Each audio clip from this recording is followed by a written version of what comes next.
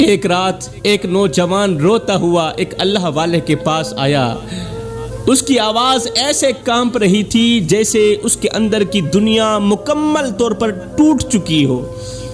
دروازہ کھلتے ہی نوجوان رو کر بولا، اے اللہ والے، میری ماں مرنے والی ہے، اگر وہ مر گئی تو میرا گھر ویران ہو جائے گا۔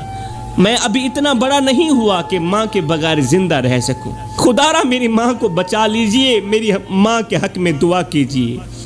یہ سن کر اللہ والا خاموشی سے اس نوجوان کے ساتھ چل پڑا۔ جب دونوں اس نوجوان کے گھر پہنچے تو کمرے میں ایک عجیب سی خاموشی تھی۔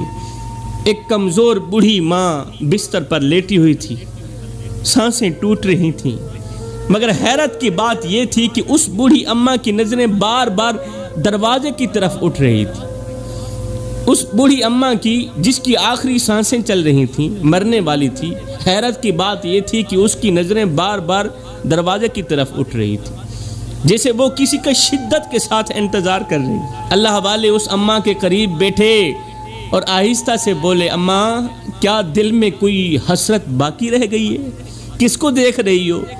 بوڑھی ماں کی آنکھوں سے آنسو بہنے لگے۔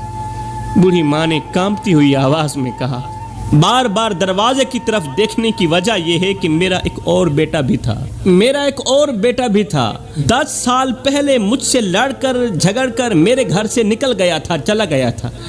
اس نے جاتے وقت کہا تھا، آج کے بعد میرا اور آپ کا کوئی رشتہ نہیں ہے، مگر میں ماں تھی نا، میں نے اس دن کے بعد ایک بھی سجدہ ایسا نہیں کیا جس میں اپنے بیٹے کا نام نہ لیا ہو، اس نکمے کا نام نہ لیا ہو۔ آج میرا آخری وقت ہے، اگر ہو سکے تو مجھے میرے بیٹے کا چہرہ دکھا دو۔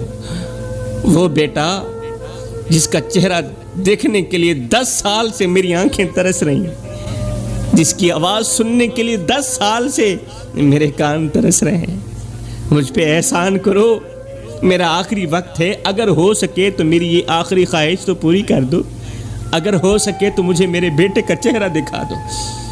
اللہ کا کرنا ایسا ہوا، اتنے میں اچانک دروازہ زور سے کھلا، ایک بکھرے ہوئے بالوں والا نوجوان کمرے کے اندر داخل ہوا۔ وہ سیدھا ماں کے قدموں میں گر گیا اور چیخ کر بولا، اماں، کیا مجھے معاف کر دو گی؟ اماں، کیا مجھے معاف کرو گی؟ میں بہت تھک گیا ہوں، جب سے آپ سے جھگڑ کر گھر سے باہر نکلا تھا تب سے لے کر آج تک کبھی سکون کی سانس نصیب ہی نہیں ہوئی۔ اماں، کیا مجھے معاف کرو گی؟ کیا مجھے معاف کرو گی؟ بوڑھی ماں نے کانپتے ہاتھ اس